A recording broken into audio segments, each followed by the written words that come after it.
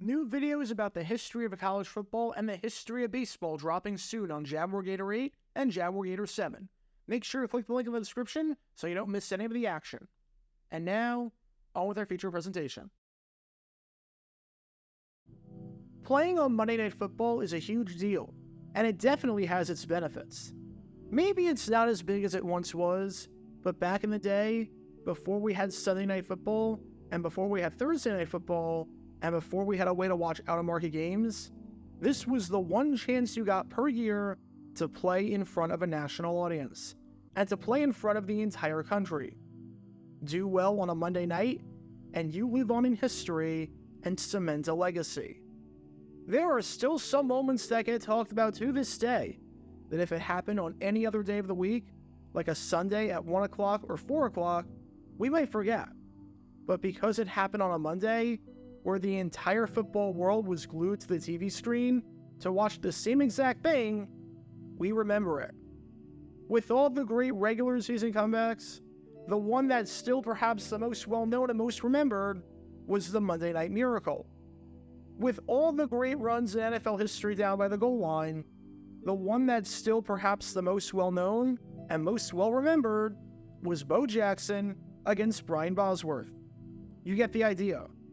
Playing on Monday night absolutely has its benefits and its perks.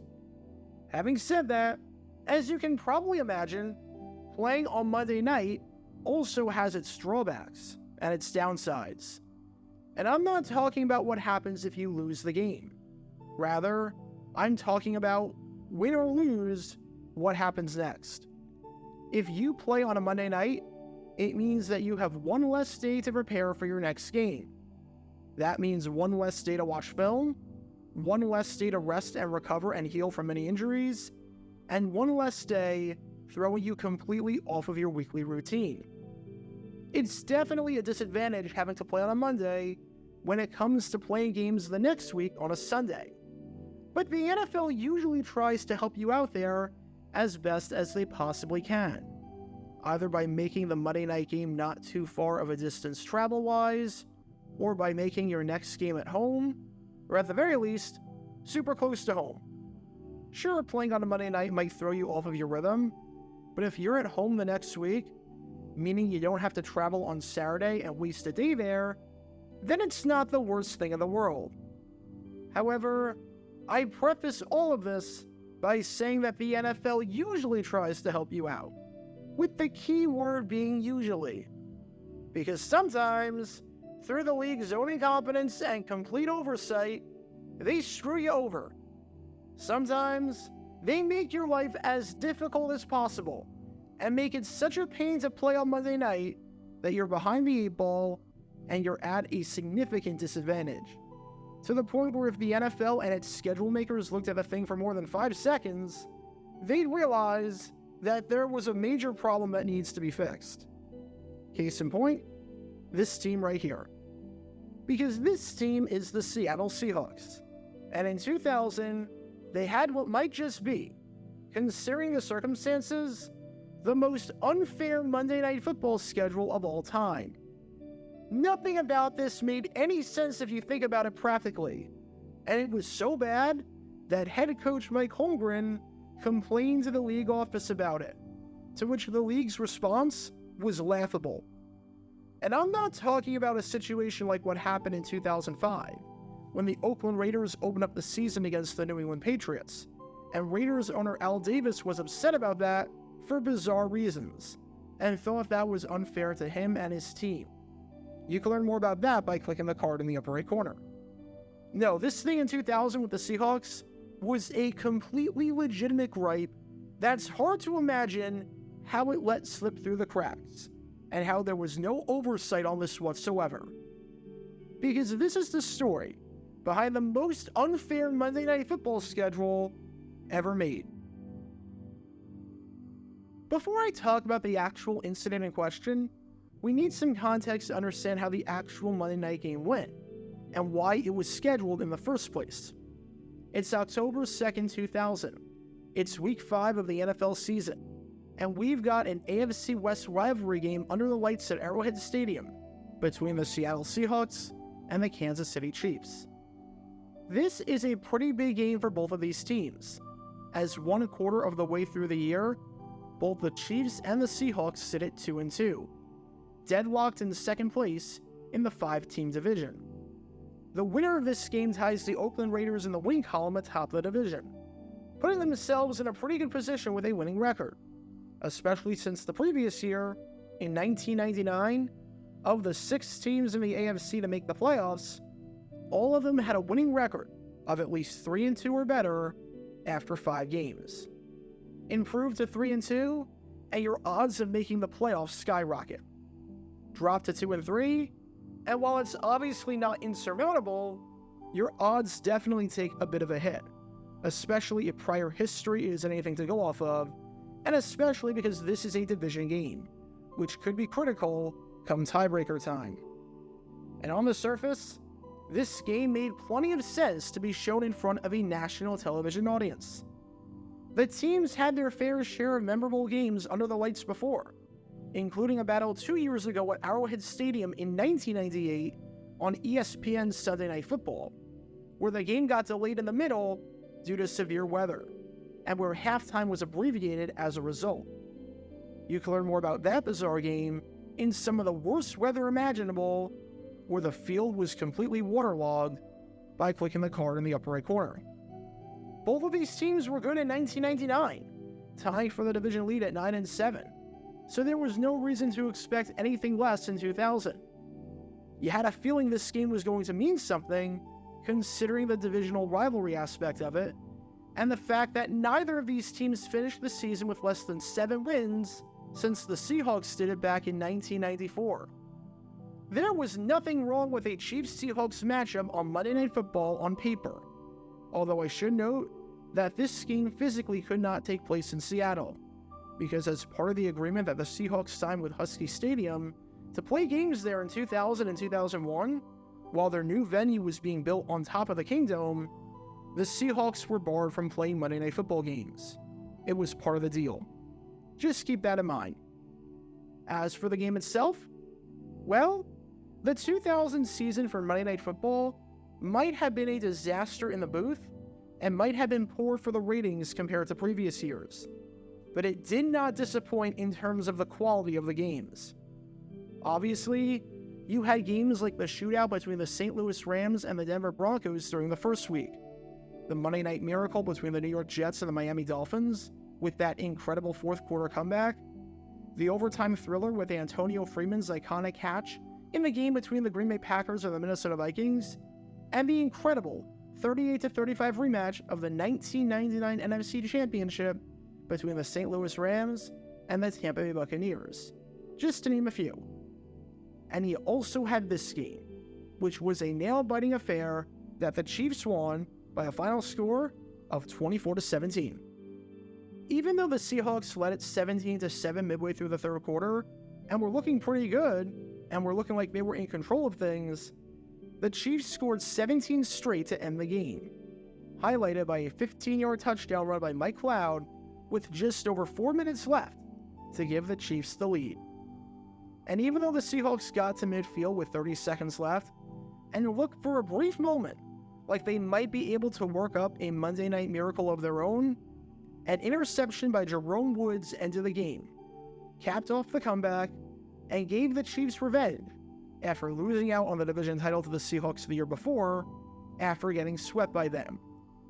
Pretty good game, all things considered, and one that is still remembered fondly by Chiefs fans and by those who watched it more than 2 decades later. Now, the game itself was not what the issue was for the Seahawks. The Seahawks having to go on the road on a Monday night to play the Chiefs is, by itself, a non-story. However, the real issue was what the Seahawks had to do next. Because their opponent after playing the Kansas City Chiefs, with one less day of rest, they had to take on the Carolina Panthers in Carolina. That's right. After the Seahawks played the Chiefs in Kansas City, they had to fly back to Seattle, making that 1,800-mile journey back across 2 time zones, and then had to fly to Charlotte, crossing the entire country and going across 3 time zones and travel to 2,800 miles there, and then, after that game ended, had to immediately travel 2,800 miles back. This was all in the span of less than a week. Instead of giving the Seahawks a home game after their Monday night game in the Central Time Zone, or having them play on the road against some other team on the West Coast, where travel wouldn't be as bad, the NFL schedule makers had them playing literally across the country in Charlotte, one of the furthest spots away from Seattle that has an NFL team. And if that sounds unfair, and seems like a pretty significant disadvantage of the Seahawks, that's because, well, it is. I'm going to give you some perspective about just how ridiculous this was, and how much of an oversight this Kansas City to Seattle to Charlotte idea in a matter of a few days was. Of the first 10 games on the Monday Night Football schedule, obviously, there were 10 road teams. The following week, 8 of those teams played at home, so they didn't have to waste another day traveling. When the Denver Broncos traveled on the road to play the St. Louis Rams on Monday Night Football in Week 1, in Week 2, they hosted the Atlanta Falcons. When the New England Patriots traveled on the road to play the New York Jets on Monday Night Football in Week 2, in Week 3, they hosted the Minnesota Vikings. You get the idea. The only 2 exceptions to the rule? One of them was the Tampa Bay Buccaneers, who, in Week 6, played on Monday Night Football on the road against the Minnesota Vikings. And then, in Week 7, got a bye.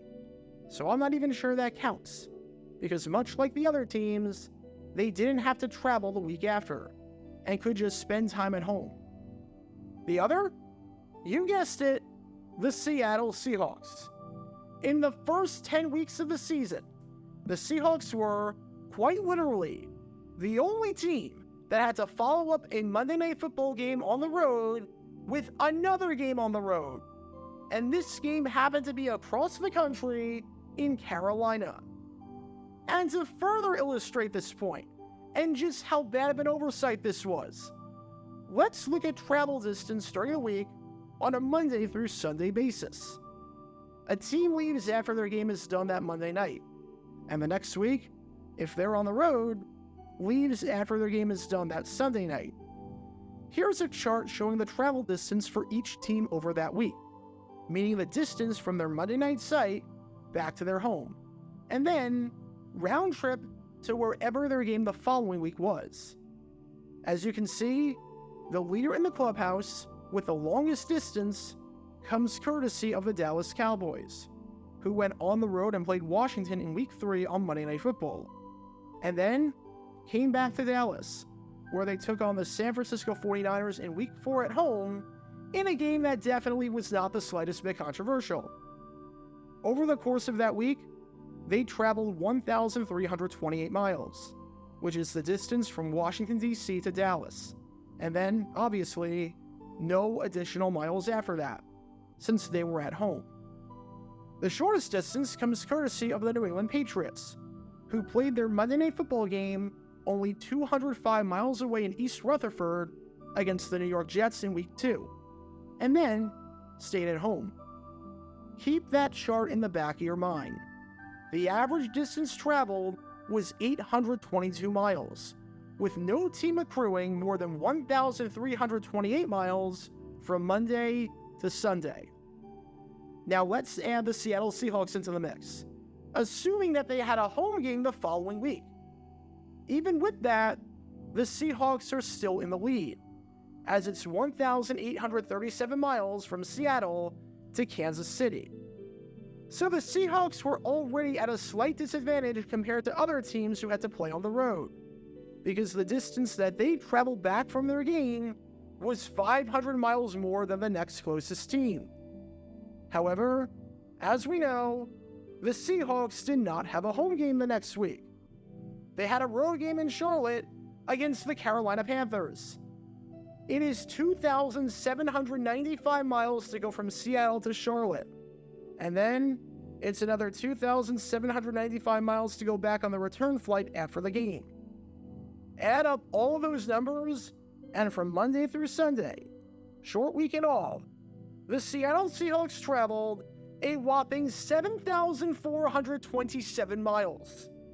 I mean, that's stratospheres above what every other team did.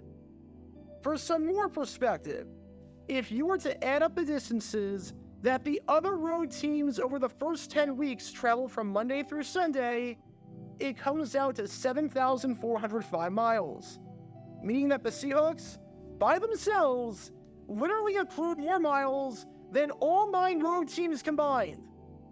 This is also why statistics can be misleading, because if you throw the Seahawks mileage in the 10-team average, the average distance traveled increases from 822 miles to 1,483 miles, even though the longest distance, excluding Seattle's, was just 1,328 miles. I mean, just looking at that graph, does that look fair? Does that seem even the slightest bit fair for Seattle, that on a day's disadvantage, they have to fly back home and then travel to Charlotte and back? This was completely in the league's control, and the NFL gave the Seahawks a travel distance more than 6,000 miles longer than the next closest team in a similar situation. At least the NFL had the courtesy to give them a 4 o'clock start time for that one. And safe to say, head coach Mike Holmgren was absolutely furious about this, because in his eyes, and rightfully and understandably so, he thought that the NFL schedule makers completely screwed him and his team over. As a side note, to learn more about Holmgren and his time with the Seahawks, click the card in the upper right corner. In fact, as soon as the schedule came out, he complained to the league and wondered what the heck was going on there. Said Holmgren, "I talked to Carolina Panthers owner Jerry Richardson about it at our owners meeting in May. To play on Monday night is an honor. That's a fun thing for players and coaches. I like doing that. But it would be nice if you played a road game on Monday night, the following week, you wouldn't have to play another road game the following Sunday. And remember, this wasn't a road game in a place like San Francisco or Oakland, where you're in the same time zone. This is a road game in freaking Carolina." As for what the league had to say about this, as Holmgren said, "When the schedule came out, that was my first call to the league. It was explained to me, that's how the computer spit it out." That's right, folks. The computer had her hands tied. What a ridiculous, laughable, and quite frankly, insulting explanation by the league. First off, the computer makes thousands upon thousands of schedules. It's not like this was a one-shot deal. You're telling me the computer couldn't just spit out another schedule? Heck, the Seahawks and Chiefs played each other twice in 2000 because they were in the same division. You're telling me they couldn't notice this? Realize, oh crap, that's a problem for the Seahawks, and switch the games so that the Seahawks and Chiefs play in Seattle in Week 5, and the Seahawks and Chiefs play on Monday night in Week 9 in Kansas City? Take Tennessee-Washington off of Monday Night Football for Week 9. Put Seattle-Kansas City on. Have the Seahawks and Chiefs play at 4 o'clock on Sunday in Week 5, and move one of the Sunday games in Week 5, like let's say Titans-Giants, to Monday night. What was so hard about that? You don't even need a computer for that. What am I missing? What the heck am I missing here? The Seahawks don't have to do the insane traveling. You still get a Seahawks-Chiefs game on Monday night, just a few weeks later. You still keep the AFC champion Titans on Monday Night Football the same exact number of times. The Chiefs are at home in Week 10, so they don't get screwed over by this from a travel perspective. And even though the Giants would be on the road in Week 6, after playing on the road at Tennessee in Week 5, their road game is in Atlanta, which is an easy flight, under 2 hours, in the same time zone. So that's a non-issue. You're telling me you couldn't just do that? It's so simple. That took me no time at all, and didn't wind up screwing over the Seahawks, or any team for that matter, in the process. Ridiculous to blame it on the computer, when you easily could have made that switch, or just thrown out the schedule that gave you that permutation. Just wanted to add this really quickly because I know with this revised schedule idea that some of you were thinking it. You might be saying, wait a second, it couldn't have been that easy. If the Seahawks and the University of Washington shared the same stadium in 2000 because the Seahawks were building their new venue, would this have even been possible? Could this have logistically fit into the schedule since Washington holds first priority? And the answer to that is yes. Yes, it could have. Number one, there was nothing stopping the Seahawks from playing games at home on the same week that the Huskies played home games. During week 2 on September 10th, the Seahawks played the Rams at Husky Stadium one day after Washington played Miami, so this wasn't an issue at all. And number two, even if it was an issue, it wouldn't have been that week, since the week 5 game for the Seahawks at home would have been on October 1st. And that Saturday on September 30th, the Huskies were on the road at Oregon. So the stadium was completely unoccupied for that weekend. So yeah, it was that easy. And somehow, the schedule makers completely missed it, even though they're paid to do it, and a random guy figured out a pain-free and logical solution in 5 seconds. Yeah, I've got nothing. And for those wondering, you might be asking why the Seahawks didn't just stay in Carolina for the whole week instead of flying back to Seattle, like some teams do when they have back-to-back games that are far away from home. Well, Holmgren thought about that. He gave it consideration, but he opted against it because he wanted the players to be able to have some time to sleep in their own beds, so as not to throw off their routine, which was already being thrown off pretty badly by the NFL's horrible oversight. Which raises the final question. How did the Seahawks play with this significant disadvantage? Well, against the Carolina Panthers, they played a game. It wasn't a very good game. In fact, it was one of the worst games they ever played. But it was a game technically, because everything about this game from hell for the Seahawks against the Panthers was ugly with a capital U. The Seahawks trailed 20-0 at the half, ended up losing it by a final score of 26-3, and netted just 10 first downs, compared to 26 for the Panthers.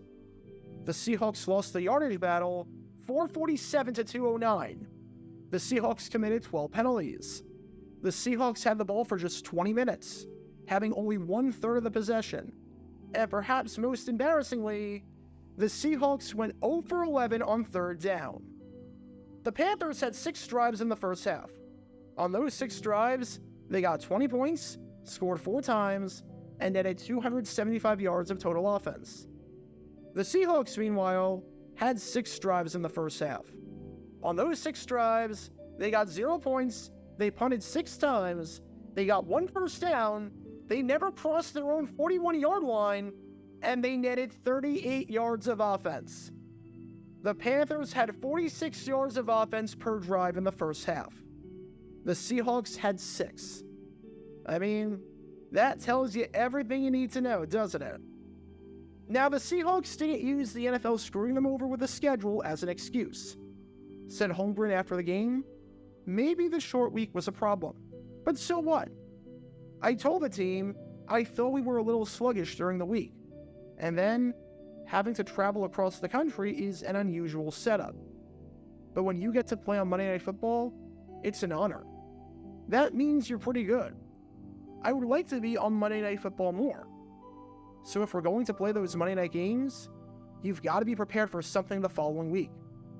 It was a little bit of a difficult situation because we traveled across the country again, but so what? You know you have to play. Credit to Holmgren for saying that. However, this definitely did not help them, and it's not hard to see why. I am in no way suggesting that the Seahawks would have beaten the Panthers on a normal week, because this truly was a beatdown. But this definitely made it a lot tougher. It's almost like if you put me in a 1v1 basketball game against LeBron James, and I'm playing the game with a broken ankle. In no way am I suggesting that I beat LeBron if my ankle was healthy. But having a broken ankle made an already tough task a heck of a lot tougher. I'll put it that way. The good news for the Seahawks, at least, was that the NFL schedule makers listened to their complaints in 2001, as they did not have to do this insane traveling following a Monday night game. The bad news was that they did not have a Monday night game, as they went 6-10 in 2000 and were not deemed worthy of the national spotlight on ABC. Can't have the league screw you over if you screw yourselves over, I guess. Monday Night Football has been around for more than half a century, and has obviously been a net positive for the league and for television as a whole. But there definitely have been some negatives that come with the territory, and this was one of them. Because of all the traveling controversies that come from having one less day of rest, this has to be up there with the worst of them all. Because let's just say that while all my rowdy friends may have been here for Monday night, they were not here for a Monday night in Kansas City, followed by an early flight back to Seattle, followed by a round-trip flight to Charlotte and back a few days later. Get your official Jaguar Gear 9 merchandise by going to jj9shop.com, and be sure to like and subscribe, as it really helps the channel out a lot. Join me every Wednesday night where we'll play NFL Trivia for cash prizes at 9 p.m. Eastern over on Twitch. To learn more about the history of college football, subscribe to Jaguar Gator 8. To learn more about the history of Major League Baseball, subscribe to Jaguar Gator 7. Also, special thanks to all of our Patreon supporters for helping out the channel. Your support is greatly appreciated. See how you can become a patron and request future video topics in the description below.